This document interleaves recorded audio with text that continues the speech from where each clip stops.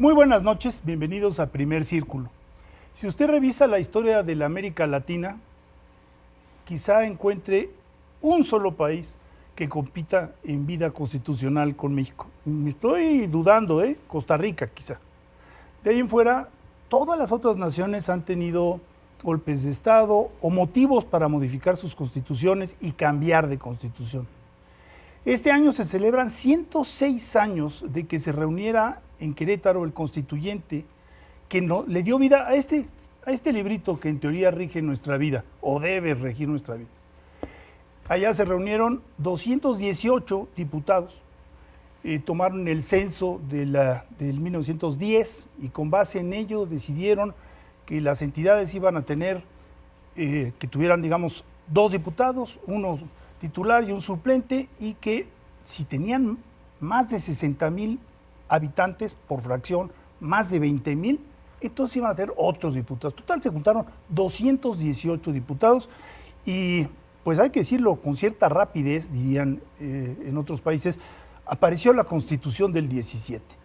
Y esa Constitución tenía como antecedentes, pues entre otras cosas, la Convención de Aguascalientes. Y es una Constitución que ha sufrido 707, 710 reformas. Y es momento, creo, de hablar con un especialista, como lo es Hugo Concha, un investigador muy conocido y además un amigo de esta casa, sobre si es bueno o malo que haya habido tantas reformas constitucionales, si nos da mayor estabilidad o al contrario, eso procura incertidumbre. Hugo, bienvenido. Hola, querido Federico, Carlos, qué gusto estar aquí con ustedes. Muchas gracias por la invitación. Pues una pregunta importantísima y yo creo que se ha repetido a lo largo de cada 5 de febrero con toda la gente que le interesa la Constitución. La verdad de las cosas es que yo creo que ha sido excesivo. Al tener un sistema de derecho rígido que hasta hace pocos años se está flexibilizando con el papel de Tribunal Constitucional que ha adquirido la Corte, la cual empieza a interpretar la Constitución, que es el otro camino para adecuarla sin tener que mover el texto escrito. Pero esto que es reciente, pues ha propiciado que el constituyente mexicano, lejos de ser una excepción, o el poder revisor, como se le quiera llamar, el encargado de reformar a la Constitución, ha sido bastante continuo. Cuando la Constitución un poco lo que aspira, no voy a decir a no ser reformada, pero sí estar en un equilibrio virtuoso, en donde la mayor parte de las cosas permanezcan y solo lo que es verdaderamente necesario logre esas adecuaciones cuando la realidad ha superado a la Constitución con un amplio consenso. Eso también es una cosa importantísima decir, ¿no? Y esto la verdad no ha sido la realidad mexicana. La norma jurídica no se acaba de respetar y no se le da oportunidad de que acabe justamente de convertirse en un instrumento de estabilidad política. Eso se ha intentado, creo que por otros medios, ¿no? Ahora, no solo eso, es una Constitución muy detallada. Decía un librito, Federico, sí. Yo ahí dije, ¿librito? El librito es un librote. Es un librote, 3 veces su tamaño original, perdón. 3 veces su tamaño original y varias veces más grande que la Constitución de Estados Unidos, que es una Constitución muy estable, poco reformada y aún más larga o con más vida que la nuestra. Ahora bien, eso es resultado de otra característica que ha tenido México, que salvo algunos de los sexenios post-2000, el partido en el poder podía legislar como ahora muy fácilmente. Entonces, ante una ley tan fácil de mover, sobre todo en los temas fundamentales, el electoral es uno de ellos, pues los actores dijeron, para que no me la cambies fácilmente, vamos a poner muchísimo detalle.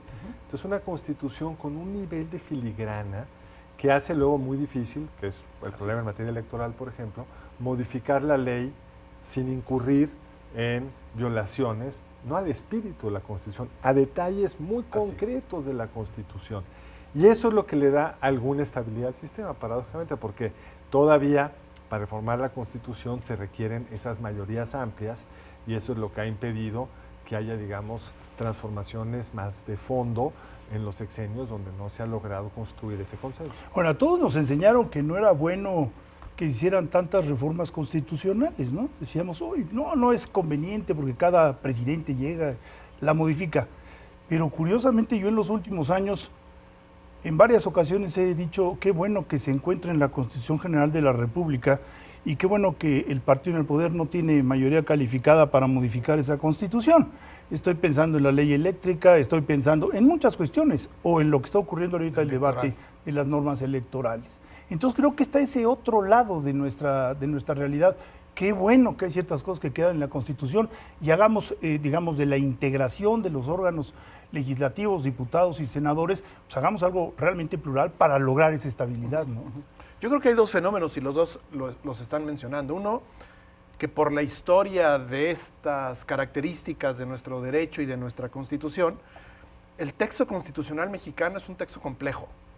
Y no estoy hablando bonito con lo de complejo, es un texto que en muchas cosas es contradictorio, es inconsistente. Entre artículos. Entre artículos, a veces no está claro, tiene estilos de redacción muy diversos, por supuesto muchos errores, muchísimas repeticiones, a veces hasta para cambiar, cuando se reformó el 122 y la reforma esta profunda a la Ciudad de México, en que había que cambiar lo de Ciudad de México, que era un tema de texto, se reformaron cerca de 30 artículos porque se mencionaba antes Distrito Federal, ¿no? Y ahora había que poner las demarcaciones territoriales de la Ciudad de México. Entonces, es una constitución pesada, es una constitución difícil.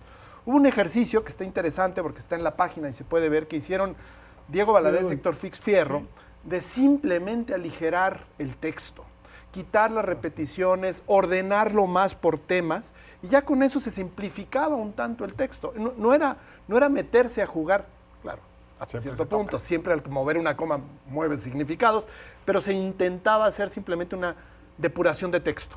Y el resultado fue muy interesante, porque hasta en ese sentido es una cuestión difícil. Cualquier alumno de Derecho Constitucional es a lo primero que se tiene que enfrentar.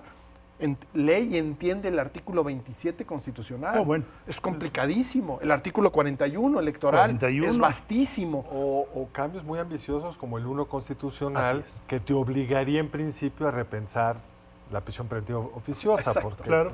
No contradicciones de fondo del sistema jurídico. Y el otro problema que tú mencionabas, Federico, que creo que es importante, o los dos, ¿qué tanto convive un Estado democrático constitucional con un sistema presidencialista como el que tenemos, ¿no? El que volvemos a tener. Y pues creo que nunca se acabó de ir. Lo empezábamos a depurar, lo empezábamos a matizar. Los presidentes previos no tenían ni mayoría legislativa, hombre.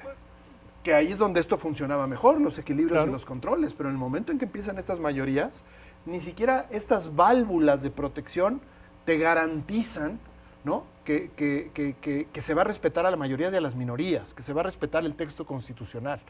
Como bien dices tú, pues lo que hemos observado este último año, ¿no? Por suerte, la mayoría, que es amplia, no llega a ser la mayoría calificada que se requiere para modificar la Constitución, porque si no, se acomodaría la Constitución a la política y no al revés. Pero además con una mayoría electoral, pues muy lejana a la mayoría absoluta, es decir, están por supuesto. Ya de por sí eso, el bloque del gobierno está sobre representado respecto a la votación que tuvieron en el 21. Déjame ir un pasito atrás. Sí. Cuando decías tú, Federico, que en América Latina hemos visto muchos momentos donde se refunde el Estado, se convoca un Congreso Constituyente y arrancan con una nueva Constitución, no deja de ser una paradoja interesante que el gobierno de la llamada Cuarta Transformación no arrancó su gobierno transformando la Constitución. Ya no des ideas. Pero sí hizo una serie de cambios a la Constitución que, aunque no son de su parte orgánica, sí te indican su proyecto. Sí. Ahora, ¿cómo entender esa nueva Constitución, la de la 4T, por llamarla de alguna forma? ¿Cuáles serían sus rasgos más importantes? Y pues no cambió lo fundamental. ¿Y por qué no habrá cambiado lo fundamental? Sí, es interesantísimo lo que estás diciendo, Carlos, porque es una pregunta, yo también me la hice muchas veces, sobre todo estando Porfirio Muñoz Ledo los primeros años muy cerquita del grupo gobernante, que siempre ha tenido la idea y la convicción de que la Constitución mexicana hay que refundarla.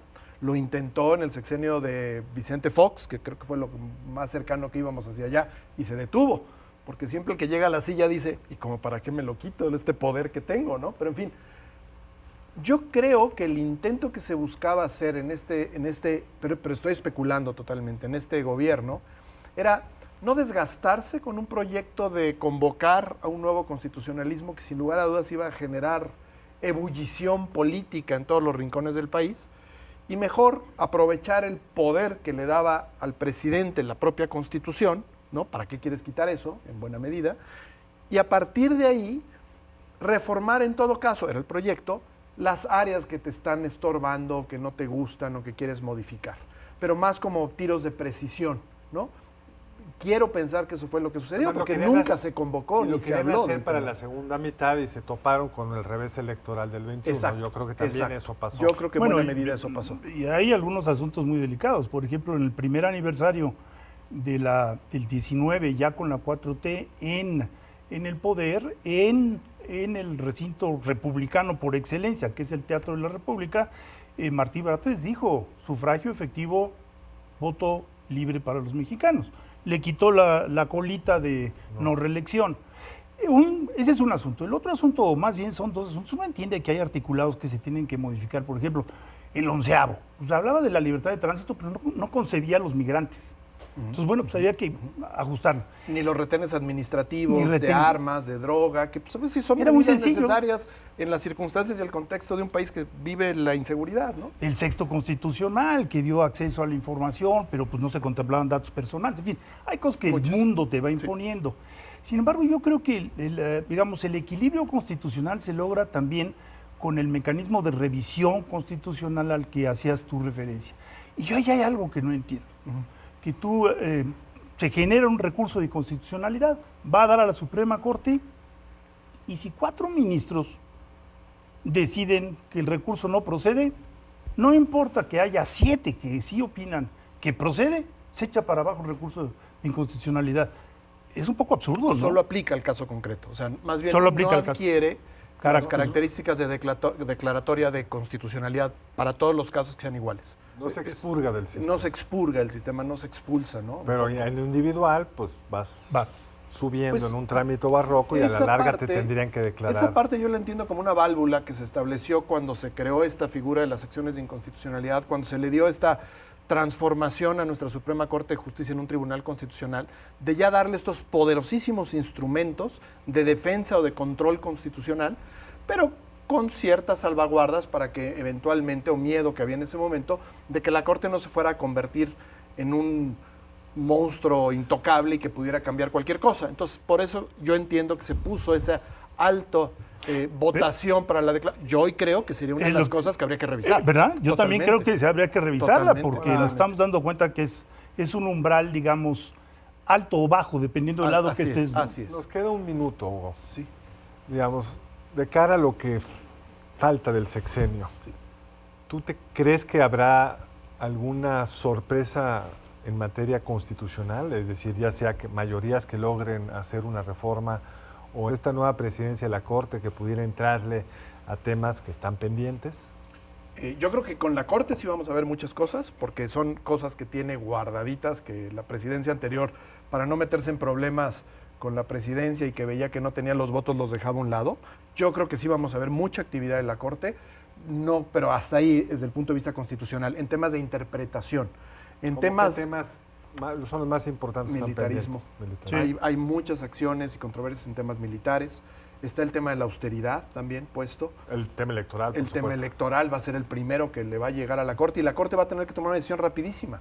Si, forzando un poquito la maquinaria, que ya lo hizo en un caso, aún sin ser un amparo, concede una suspensión temporal hasta que se resuelva el asunto, o a través de amparos la da. Ese va a ser un tema muy importante, pues, ¿no? Hay otros muchos, pero nos tenemos que despedir. Muchas gracias, Hugo. ¿De qué? Gracias a ustedes. Hugo, un placer. Como siempre, qué gusto tenerte aquí. Muchísimas gracias. Nos vemos aquí en la próxima semana en Primer Círculo. Buenas noches, gracias por acompañarnos. Nos vemos el lunes entrante.